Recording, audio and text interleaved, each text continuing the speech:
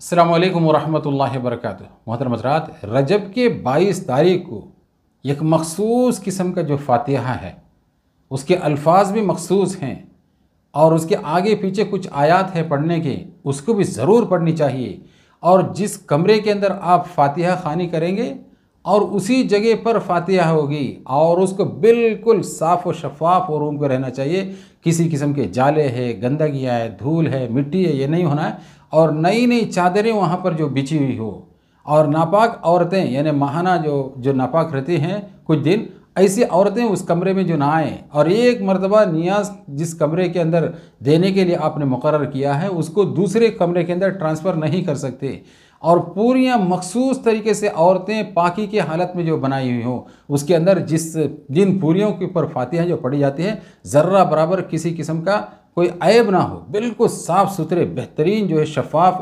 और 11 है, 13 है, 15 है, 21 है, 23 है, इस अदद से वहाँ पर रखी जानी चाहिए, जोड़ी जानी चाहिए। और दरूद शरीफ भी मखसूस तरीके से पढ़ें। और 2 रकात नमाज़ें हैं, उसके लिए चंद मखसूस जो सूरतें हैं उन्हीं सूरतों को पढ़ना है। कोई और सूरतें पढ़ेंगे तो नमाज जो है ख़त्म हो जाएगी। और नापाक औरतें हरगिज़ उस कमरे के अंदर दाखिल ना हो। और जहाँ पर जो पूरियाँ बनाई गई हैं उन पूरियों में से मर्द हजरात एक ज़र्रा भी कोई हिस्सा टुकड़ा निकाल कर खाएँ।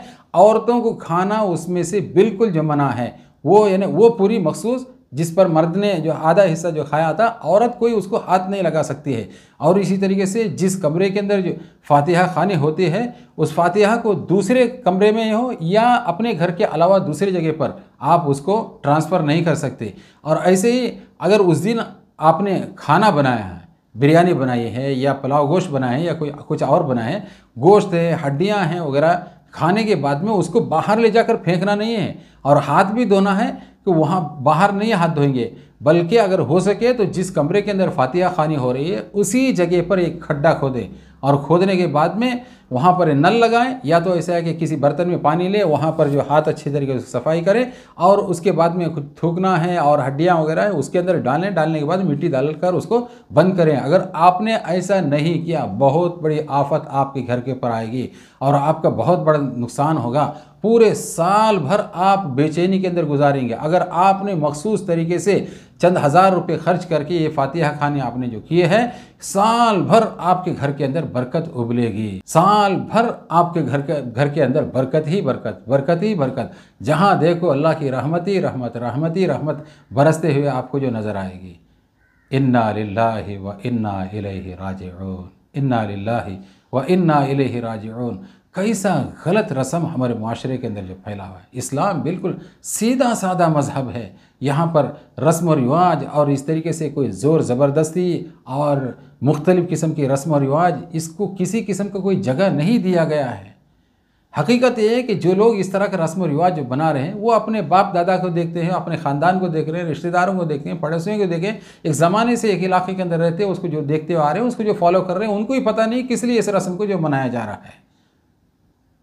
हज़रात, दीन से, शरीयत से, कुरान से, हदीस से, अल्लाह के रसूल सल्लल्लाहु अलैहि वसल्लम से, सहाबा इकराम से, ताबईन है, तबी ताबईन है, अइम्मे दीन है, इन तमामों ने इस तरह के रस्म को कभी नहीं किया। और शरीयत के अंदर इसका कोई सबूत और कोई दलील नहीं मिलती है। फिर दलील क्या है? बस एक ज़माने से लोग जो है मनाते हुए जो आ रहे हैं। हकीकत में ये शियाओं का तरीक़ा है जो अल्लाह के रसूल सल्लल्लाहु अलैहि वसल्लम से और सहाबा इकराम से बुग़्ज़ और अदावत रखने वाले हैं, दुश्मनी रखने वाले हैं। हज़रात सहाबा इकराम रिज़वानुल्लाहि तआला अलैहिम अजमईन को बुरा भला जो बोलने वाले हैं, जो शिया हज़रात है, इनका ईजाद करदा ये रस्म है। अब मैं आपको मुख्तसर से लफ्ज़ों के अंदर ये किस लिए रजब के जो कुंडों को जो मनाया जाता है इसको मैं आपको कहूँगा। ये जो है इमाम जाफ़र सादिक रहमहुल्लाह, जो हज़रत हुसैन रज़ी अल्लाह तआला अन्हु के पड़पोते हैं, यानी पोते के जो बेटे हैं, इनकी जो सिलसिले नसब इस तरीके से चलता है। इमाम जाफ़र सादिक वो बेटे हैं मोहम्मद के, और वो बेटे हैं अली के, और वो बेटे हैं हज़रत हुसैन रज़ी अल्लाह तआला अन्हु के, वो बेटे हैं हज़रत अली रज़ी अल्लाह तआला अन्हु के, वो बेटे हैं अबू तालिब के, और वो बेटे हैं अब्दुल मुत्तलिब के। इस तरीके से रसूलुल्लाह सल्लल्लाहु अलैहि वसल्लम के दादा, अल्लाह के रसूल सल्लल्लाहु अलैहि वसल्लम के जो वालिद हैं हज़रत अब्दुल्लाह हैं, उनके वालिद हैं हज़रत अब्दुल मुत्तलिब हैं। इनकी तरफ जो है ये निस्बत जाती है। हज़रत हुसैन रज़ी अल्लाह तआला अन्हु की ये पड़पोते हैं इमाम जाफ़र सादिक है। इमाम जाफ़र सादिक रहमहुल्लाह ये पैदा हुए रमज़ान मुबारक के अंदर 80 या 83 हिजरी में, और इनकी वफ़ात हुई 148 हिजरी के अंदर। रजब के महीने से इनके न पैदाइश का और न वफ़ात का किसी किस्म का कोई ताल्लुक़ है ही नहीं।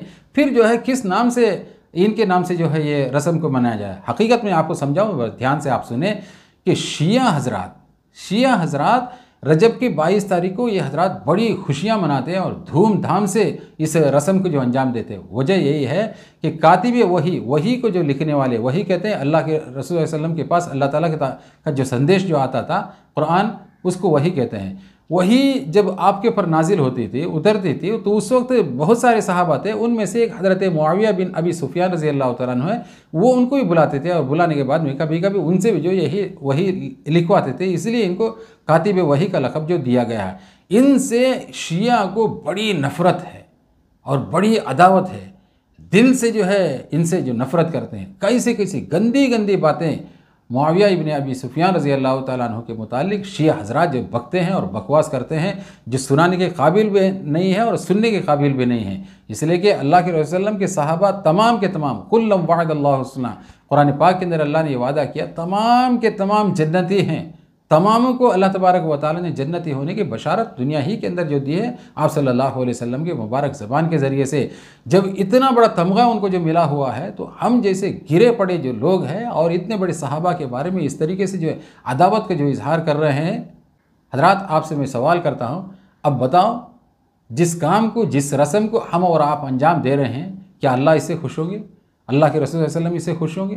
अरे अल्लाह के रसूल सल्लल्लाहु अलैहि वसल्लम जिस सहाबी को, यानी हज़रत मुआविया रज़ी अल्लाह तआला अन्हु को बुलाकर वही जो लिखवाते थे और उनकी वफ़ात पर शिया जो है खुशियाँ मनाए हैं और हलवे बनाकर जो खाए हैं, आज उनकी इत्तिबा में, उनको फॉलो करते हुए हम भी जो है इसके रजब के कुंडे और वो जो रस्म व रिवाज को मखसूस तरीके से फातिहा दिलाकर जो मनवाते हैं, क्या ये रस्म नहीं है?